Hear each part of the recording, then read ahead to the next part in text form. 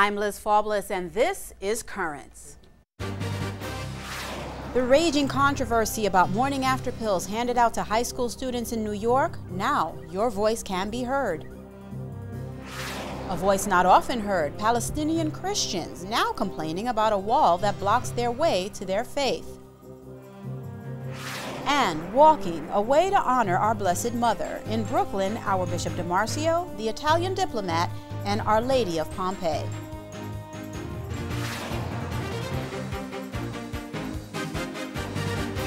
Good evening, and thank you for joining us. We have been reporting to you about the highly controversial and growing plan to give morning after pills to New York City high school students. During the past 2 weeks, leading critics have complained of the dangers. If a child under the age of 18 goes to a pharmacy to get Plan B, they cannot get it without a doctor's prescription. Under the age of 18, they must have a prescription. So how does the school nurse then have the right to distribute this pill? Now, Bishop DiMarcio of Brooklyn and Cardinal Timothy Dolan of New York have called the Board of Ed's actions tragic and misguided, where the government is substituting its beliefs and values for those of the parents. Now, parents will have the chance to speak out. Tomorrow night at a public hearing, the city calls the distribution of the drugs catch for connecting adolescents to comprehensive health. Earlier today, I sat down with Michael Benjamin of the New York City Parents' Choice Coalition and asked him about the real catch to catch. Well, the real catch is they've separated parents from the children. They use an opt-in process where students were given letters, they come to their parents, informing them of the program, and then the parent had to sign if they wanted them to opt out of it. And we don't trust children to take home the information to their parents, and many times we don't believe they did, so many parents aren't aware of catch. Another catch to it is that it's a default, affirmation that you want your child involved. And we don't think that ought to be possible. A parent should have to actively decide this is what I want to do, where I want my child to be, to have this access to Plan B and other contraception. And we believe that, especially in high school, the school system should be looking at bringing parents and adolescents together to discuss these important health issues and sexuality issues. The New York Post says that this might be a nationwide first, and I agree with everything you just said. That being said, since the National Association of School Nurses could cite no other school that distributes this Plan B, would that make it easier to fight from this point on, in your opinion? It's not about New York being the first. New York's first in a great many things that we can be proud of, but this is not something we should really be proud of doing. If the city really wants to reduce teen pregnancy, it should be engaging parents and their adolescents together to fight and to combat teen pregnancy so that they can talk to each other. And also, when you distribute EC, studies have shown it increases the level of sexual contact or relationships for young people, because they think because it's available, they can have easy contraception. They then engage in more sexual activity. So you have a rise in teen pregnancy, and you also have an increase in sexually transmitted infections. The city's talked about wanting to fight chlamydia, which is on the rise among young people, particularly girls. The studies have shown that where you've had EC introduced, there's a rise concomitantly in STDs, particularly chlamydia, among girls. The case for involving parents is definitely a very strong one. Now, to keep this balanced, the Department of Education did say that they sent out these letters to inform the parents. In your experience, did the parents not receive these letters? Did they have any way of proving that they did or did not receive these letters? And at that point, what are the parents' rights? The school system says that they gave the information and the letters to the children, to students to take home to their parents. Well, we know young people don't always take stuff home to their parents and give it to them. And some parents may have seen it, may not have seen it, and didn't return it if they wanted to opt out of it. Some parents have told us they didn't get the letters. The child did not bring the letter home, that they didn't get it. A more effective program would have been to, number one, mail it to the household, and then have the parents opt in. That way they learn about it and they know this is what I want my child to be exposed to get. And I think that's more important, because when you're looking at health care for young people, for minors, the school nurse can't give an aspirin, can't administer a nebulizer for asthmatic children, but because of a default opt-in, they can distribute emergency contraception, give kids lots of hormones. And please explain that to me, because I think that is what's confusing and most concerning to me. Plan B typically sold over-the-counter medication, but those under 18 need A doctor's prescription. So how are these nurses going to circumvent that? Is it through this? The nurses, right? The nurses aren't circumventing it. It's the Department of Education and the Department of Health. They have doctors who will provide the prescription. Okay. And once it's provided, the young person, the adolescent, she can then be given the medication by the nurse. And now, is there a difference between Plan B and the oral and injectable contraceptives? I'm not clear on that. The effects are different. Mm-hmm. They have basically they do the same thing. And the doctors, the board of ed doctors, are the ones who would actually have these prescriptions. That's what we're told. That's what we're planning on having a meeting with the city to discuss this and determine what's the exact process and how it's being done. Are physicals being taken? Because I think when you and I go see a doctor and he's going to give us medication, he does conduct a physical exam. Mm-hmm. So we're concerned about that. We have a list of 25 questions we're going to ask them. We've already submitted to get answers to. So and this is going to happen this week? This month. This month. Well, this month we're having a meeting with the city. This week, Thursday, tomorrow, there's going to be a citywide meeting called the Panel for Educational Priorities, where the public has a chance to come in and talk about the issues that they're looking at. And how would they be able to do that? Do they get on a website? They can, mm-hmm. Well, one, they should come to the meeting, which is tomorrow at 6 o'clock at Taft High School at 240 East 172nd Street in the Bronx. Okay. That's between the Grand Concourse and Morris Avenue. I don't believe it's being webcast live, mm-hmm. but if you go to schools.newyork.gov, you will find what the agenda is. And we think people should come in person and testify, and if they can't come, they ought to then send in some letters to the city. We really want parents who object to this, at least want to have an active involvement, should come out tomorrow evening and express themselves, and so we can change the Board of Education's mind. And I can't stress enough how it is important for parents to have a very active role in their lives. We were discussing earlier ahead of the interview that I maintain an active role in my daughter's life. She's 19 years old, but I'm very well aware, and that brings me to the final question, mm-hmm. if you could just address this. The city expanded Catch to 14 schools. About 2,200 students over the past year were eligible. Officials had to drop one, is my understanding, according to the New York Post, which was at Seward Park campus in Lower Manhattan, because there were so many. It was overwhelming the office. Which is kind of strange. I mean, if the idea is to try to combat and reduce teen pregnancy, why would you drop a program that appears to be overly successful in one particular school? So we have some doubts about that, because it goes against what the city claimed they were wanting to do. And the young people, the students were coming in for emergency contraception. Number one, it means that they chose the right high school. Obviously, they have a problem with teen pregnancy. Mm-hmm. The girls are sexually involved to the point where they're becoming pregnant, and now you're going to stop it.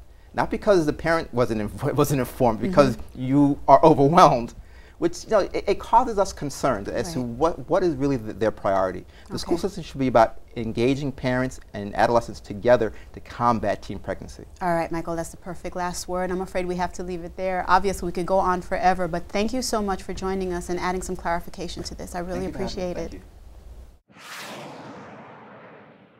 Now, Michael points out that currently all of this is legal. His organization's goal is to tell parents about their rights and force the government to pay attention to them. Next, the story of an incredible 14-year-old girl fighting for her life after terrorists gun her down. And more headlines as Currents continues after the break.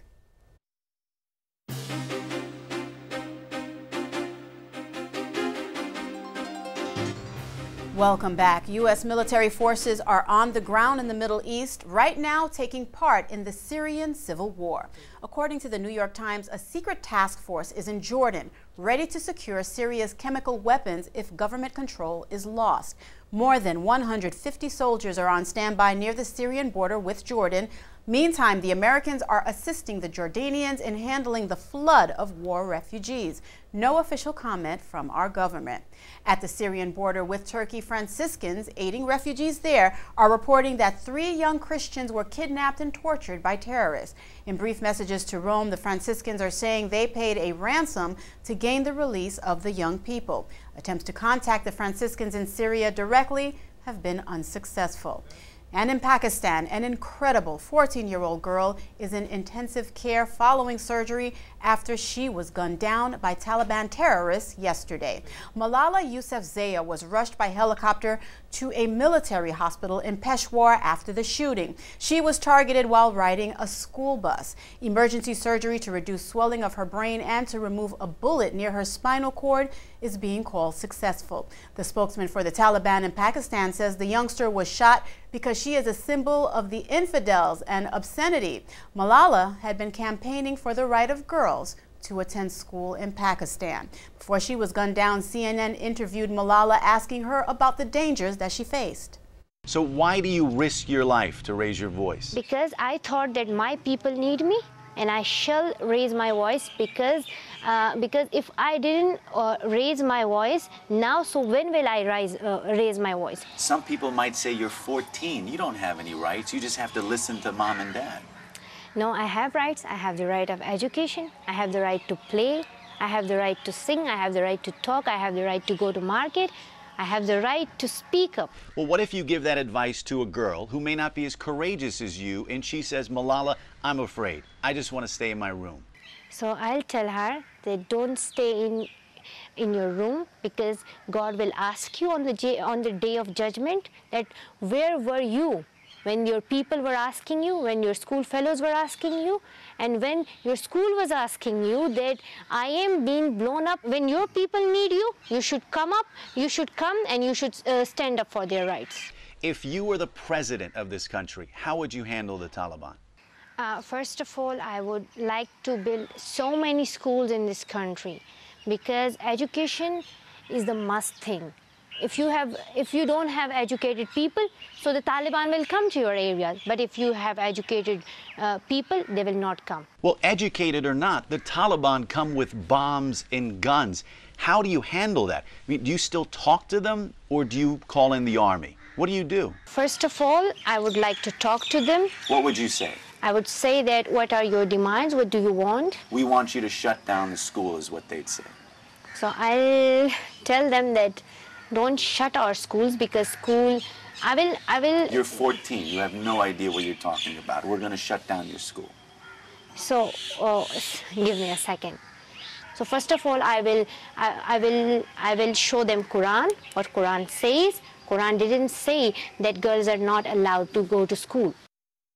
Such a brave young girl. There were 2 other girls on the bus with Malala, and they were wounded during the attack. Well, another brave woman, Lara Logan of CBS News, is also warning about the Taliban and Al-Qaeda. The 60 Minutes correspondent suffered a serious assault while covering the uprising in Egypt that resulted in the overthrow of that government. Now she's saying that the story out of Washington that the Taliban is gentler and kinder is, quote, such nonsense, unquote. She says they and Al-Qaeda grow stronger by the day, are in control of writing the story in Pakistan and Afghanistan, and Lara Logan adds that story has no happy ending for us. Meantime, unnamed U.S. officials are saying that Al-Qaeda is rebuilding itself in Iraq. The number of fighters has more than doubled in the last year, and weekly attacks inside Iraq are twice the number of a year ago. The religious violence that ripped through the Muslim world last month was blamed on an anti-Muslim film. The man responsible for the film is seen here as he was taken into custody in California last month. Reportedly, he goes by many names. Today, he will be in court. The session will involve his bail and allegations regarding previous probation violations. And in an outreach to all Arabic-speaking people, starting today, the Pope's weekly general audience in Rome is being translated into Arabic. باللغة العربية التعبير لكم عن مشاعر الاحترام والتقدير. In today's message, the Holy Father focused on tomorrow's 50th anniversary of the Second Vatican Council, and he recalled the actual event. Remember well the enthusiasm, the hope and the joy, not only of the bishops, but of the whole Church during that period. As we begin tomorrow the year of faith, it is more necessary than ever to return to the documents of this great council, which was convoked in the words of Blessed John the 23rd, to proclaim the truth of the faith in a renewed way. 70 of the original council fathers are still alive. 14 have been able to journey to Rome for tomorrow's ceremonies. Tomorrow also will begin the Year of Faith for Catholics around the world. The theme is the new evangelization. The Pope says a perfect way for all of us to participate is by rediscovering the Rosary and asking Mary to guide our way. Well, the way of a growing number of Americans, especially young people, is to have no affiliation with organized religion. Researchers at the Pew Survey organization found that a third of adults under the age of 30 claim they don't belong to an organized religion. But most of them, 2/3, do say they believe in God. Nationwide, about 20% of all Americans say they are unaffiliated with a religion. Meantime, another survey, this one by the U.S. bishops, is finding that never married Catholics have considered the priesthood or other religious vocations. 12% of men and 10% of women say they've considered a vocation at least a little seriously. And according to the survey, the results represent about 600,000 men and women. The findings will help the bishops create positive messages about religious life, especially for young people. Currents will continue after the break. The Israeli wall that separates Palestinians and Jews is also blocking some Christians from practicing their faith. Next.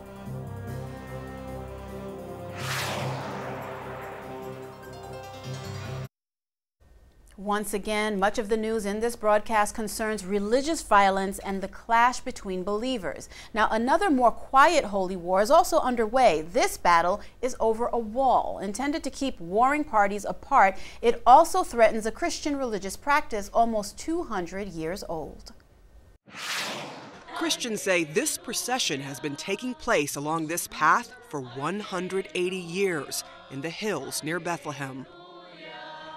But next year, they may be stopped in their tracks if Israel continues its planned path for this massive security barrier. The thick concrete wall being erected in Beit Jala, a predominantly Palestinian Christian town, is supposed to snake through the land of more than 50 families, as well as separate a monastery from a convent.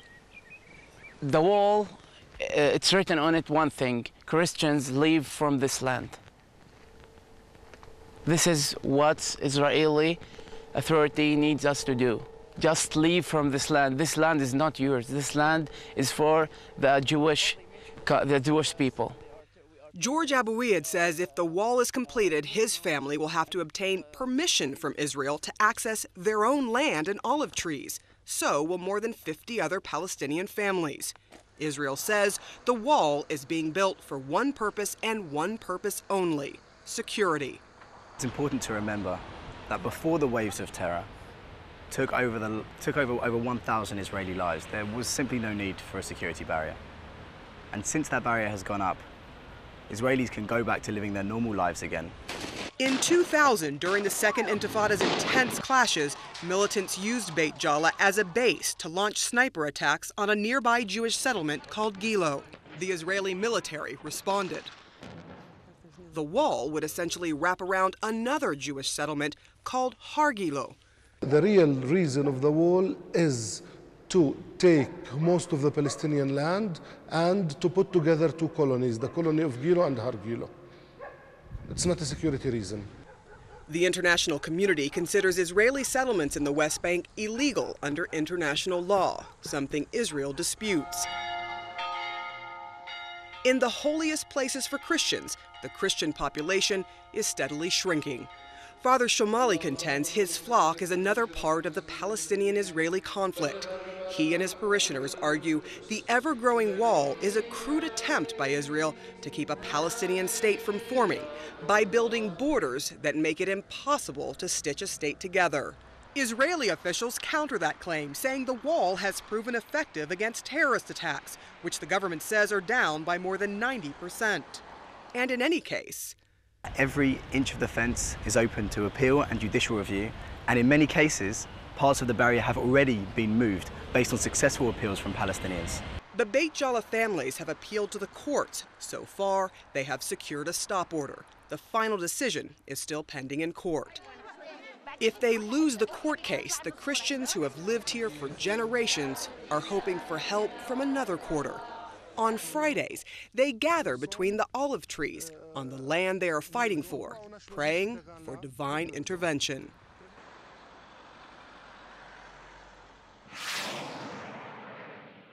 Sarah Seidner of CNN reporting from the West Bank. We continue with more currents after the break. The Italian Catholics of Brooklyn, our bishop and a diplomat from Italy join in procession to honor the mother of us all. Next.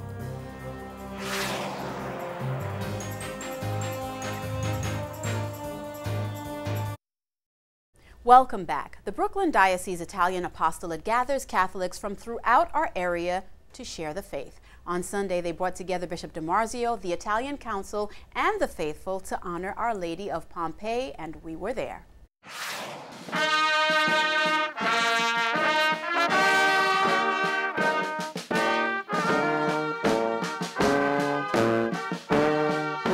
Today we're at St. Mel's Parish in Whitestone, where we are preparing to have a procession in honor of Our Lady of Pompeii, and then afterwards we will celebrate the Mass. The Italian Apostolate every year has an annual celebration where all of the people from all the parishes come together and they pray together in various occasions. It means a lot because it's getting together and doing the things that we used to do in Italy. The presence of the Italian Apostolate here is something very important for all the Italian and Italian American, and it goes much beyond the Italian community. It's a presence which is supporting, especially in difficult situations, a lot of families. My whole family, including my grandmother, was a devotee of the Lady of Pompeii. 6 years later, I'm still here in the United States doing and following that tradition my family was devoted to. Just looking at the people, some of them older, some of them having difficulty walking, but they make the sacrifice to walk in the procession as a sign of their devotion.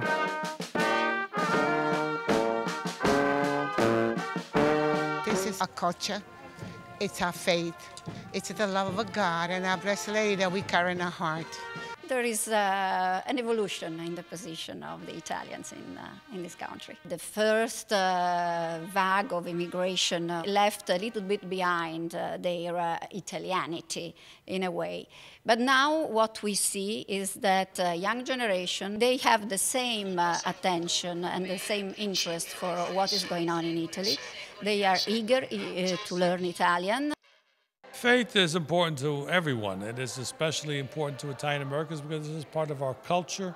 The church grew in Italy from Rome, and so it's intertwined with our culture and our belief. The message today was very clear. Bishop DiMarzio told this generation of Italian people that they have to pass the torch of the faith to their grandsons and grandchildren, granddaughters, because that is the only way we can survive and keep up with these beautiful traditions.